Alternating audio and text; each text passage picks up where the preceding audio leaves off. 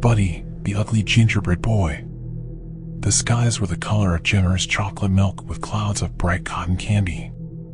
From those clouds, like a welcome summer drizzle, came gummy bears. There wasn't a corner of Candyland where you couldn't bend down and grab a handful of the chewy treats to prolong your sugar high.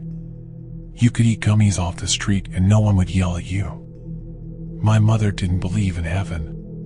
She believed in the blinding light of an interrogation room where every soul was observed under the searing lens of religious dogma.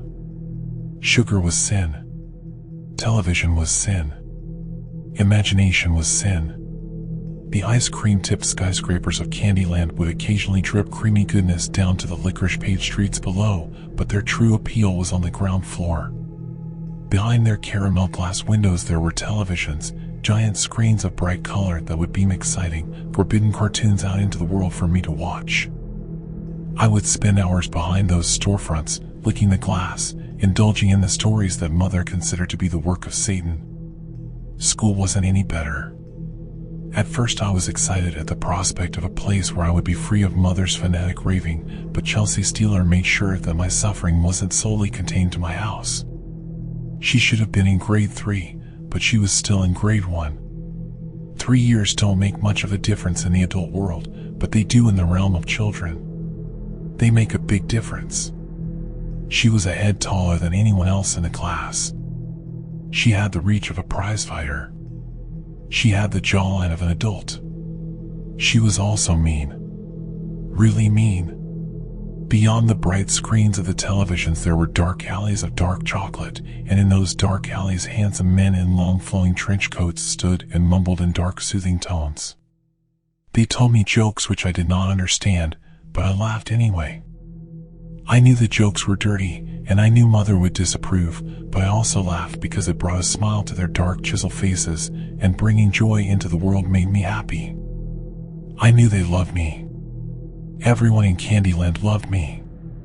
In Candyland I have friends, and with those friends I would laugh and dance and sing and go on adventures, but sometimes, when I needed to be alone, I would climb up on top of one of the skyscrapers and watch the world beyond the city.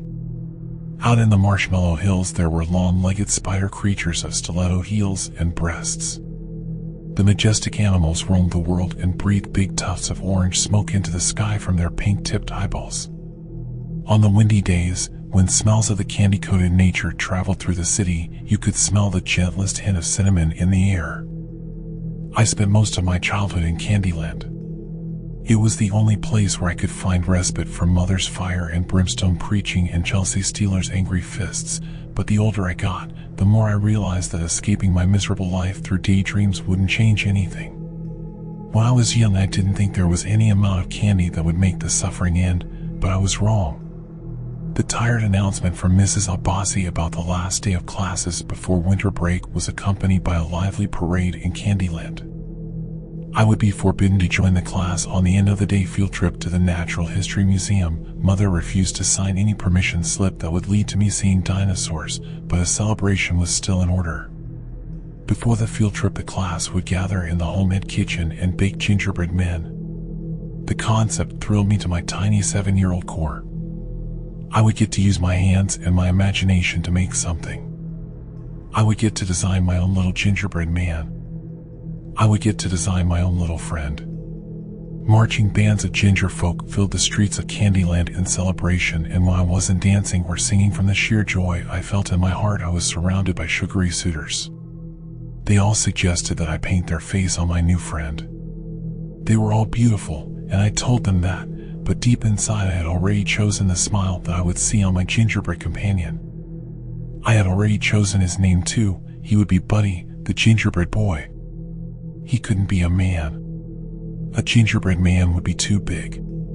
If I had a man in my room, Mother would find him and crush him to little bits before the week was over. No, Buddy would be a tiny gingerbread boy, a friend that I could tuck away in my bedstand drawer and hold for safety if Mother's feverish midnight prayers ever got too scary. When the day of the gingerbread came, my hands were steadier than they ever were in any arts and crafts class.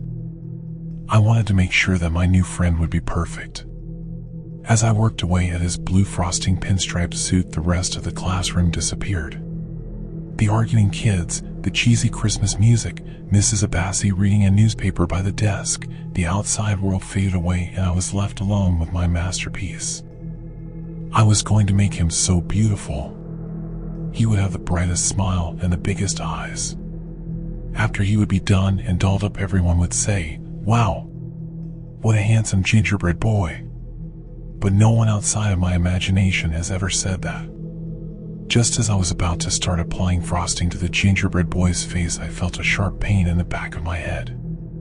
Reality was dragging me back out of my imagination in the form of Chelsea Steeler's heavy fist wrapped around my hair. Within seconds, I was down on the floor and looking up at the third-grade giant, observing my tiny friend.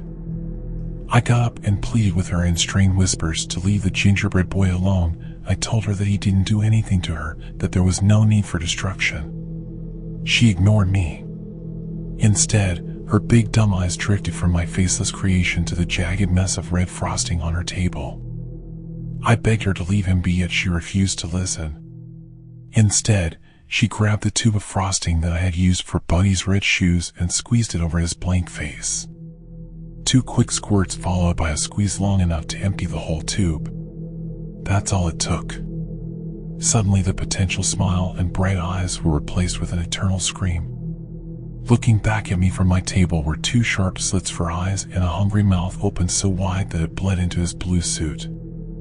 "If you tattle," Chelsea Steeler said, in that dark, cruel voice of hers, "I will kill you." And then, as if she hadn't just crushed all my dreams, she walked back over to her desk without a care in the world.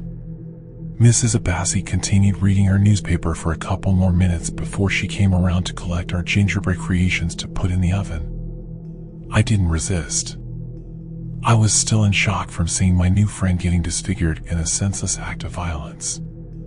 A television was rolled into the room and the class was treated to the first 30 minutes of Pinocchio on a groaning VCR. The movie was barely audible past the excited whispers of my classmates about the imminent field trip, but I wasn't watching the screen anyway. My eyes stayed glued to the oven. Somewhere in that furnace of hot light, Buddy's scars were becoming permanent. By the time the cookies were done, no one cared about the movie or the baked treats. Conversation was solely focused on how excited everyone was to see the dinosaurs that would be on display in the museum. Hearing my classmates talk about how much fun they would have in a place denied to me by Mother's religious fanaticism hurt worse than Chelsea Steeler's numbing punches, but it wasn't until I was handed the gingerbread boy's corpse that my heart truly broke. Mrs. Abbasi left me alone in the classroom, the tape of Pinocchio a flickering backdrop to my personal tragedy. I sat there, holding my only friend in the palm of my hand. His body was still warm from the oven, but his manic scream of a mouth sent chills down my spine. Buddy would forever be broken and I would forever be lonely. It was a mournful day in Candyland. Rain, real rain, fell from the sky like big swollen tears. The gummy bears on the ground shed all of their coloring and turned into amorphous blobs of gelatin. The ice cream-tipped skyscrapers leaked watery milk all over the pavement and everything was sticky.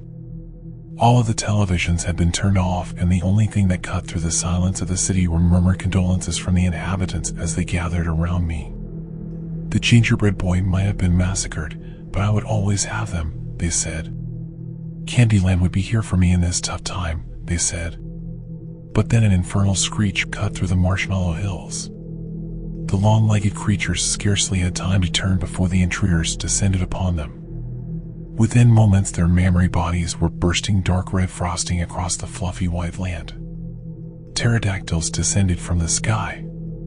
The cries of the infernal lizard birds on the horizon were soon joined by shrieks of panic from the streets of Candyland. Heavy hooves of beaked monstrosities shook the city at its foundation. The dinosaurs that I was forbidden to see in the real world, were forcing their way into the safe haven of my imagination. And they were destroying it. Massive tails broke through the caramel glass windows of the storefront and sent sparkling electricity out into the wet world. Horns cut their way through innocent bystanders, sending blood and candy spilling in the streets. The skyscrapers crumbled beneath the weight of blunt prehistoric force. The rain had turned into a downpour. Clouds, real storm clouds, gathered above the city and pelted it with cold slugs of water and sharp lightning. Candyland shook with the sounds of thunder and destruction, but beyond the mayhem there was something else. Beyond the mayhem there were sobs. Back in my first grade classroom, with Pinocchio quietly begging to become a real boy on the television, I found myself crying. I didn't just cry because of the gingerbread boy. I didn't just cry because of the museum trip I was excluded from. I cried because there was no way out. Chelsea Steeler's fists would forever haunt me.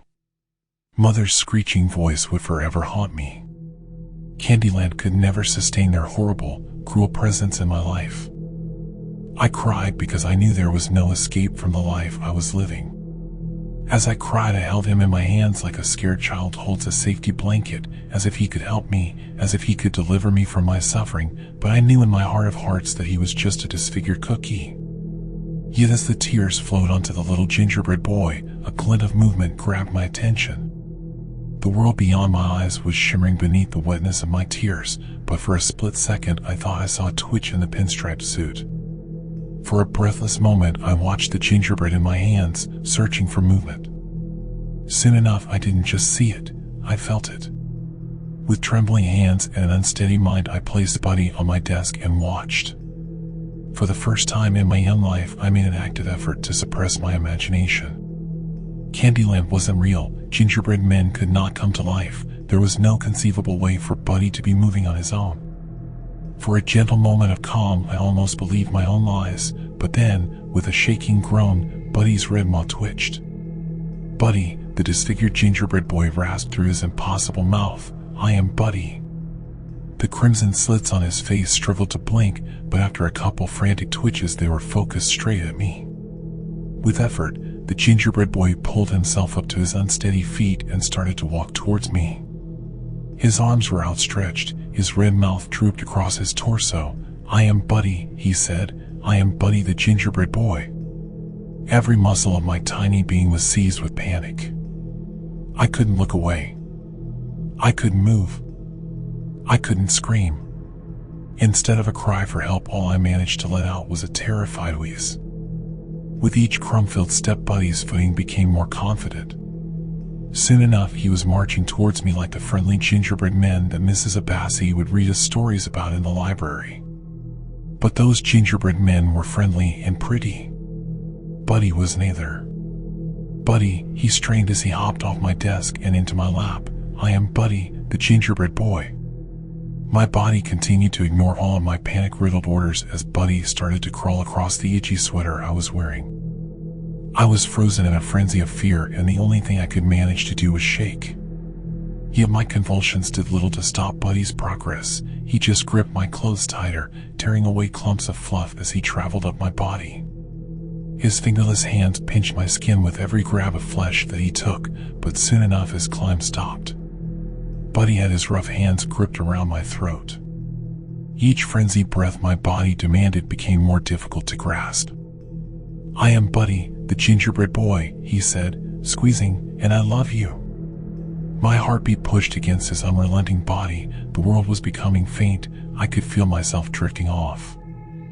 I gathered every ounce of energy I had and attempted to speak. "You are hurting me," I managed to whimper. As if a spell had been broken, the pressure on my throat immediately loosened and Buddy came tumbling down to the bottom of my sweater. For a moment he struggled in an embrace of wool, but soon enough his head peeked out.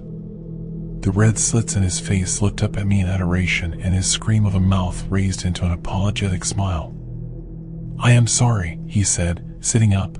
"I do not mean to hurt you. I just want to be friends." "Friends?"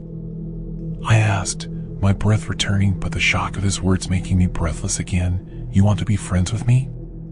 "Friends," he nodded. "I love you and I love Candyland and I want to be your friend."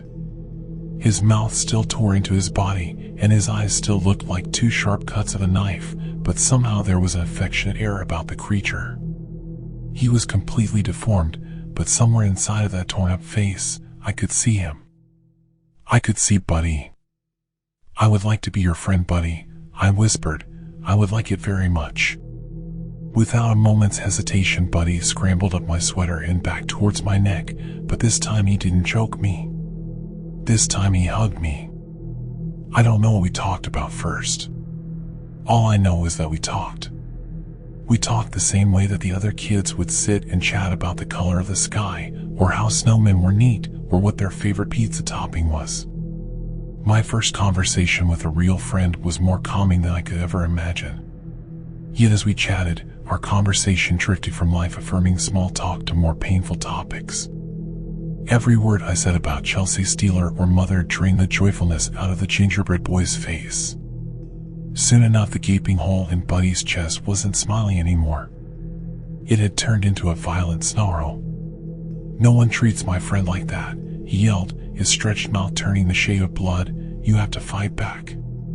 You can't let them hurt you like that."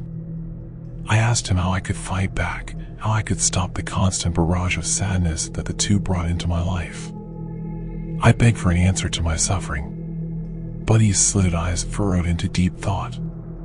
A couple times the giant red splotch at his core moved as if it was about to announce a plan, but nothing came of it. "I do not know, friend," he finally said, "but together we can defeat them. Together we can rebuild Candyland and make life a song." "Together," I whispered. Moments later, the door to the classroom opened to a horde of happy kids clutching plastic dinosaurs.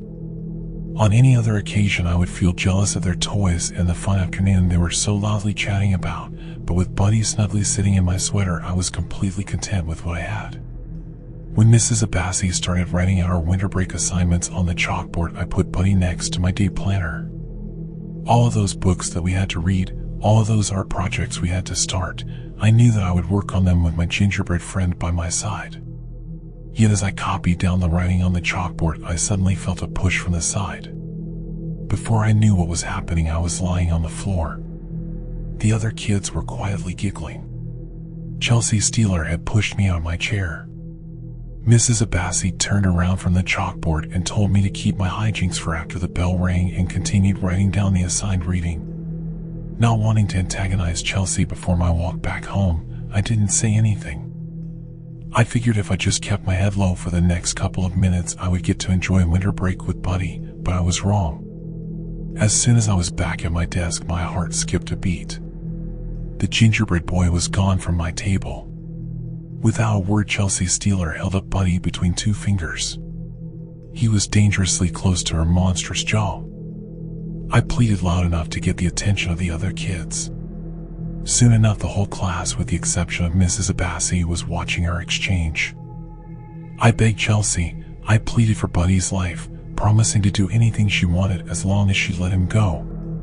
But in response, she just smiled. "Too bad I'm hungry," she said, in that dark voice of hers. And then she swallowed him whole.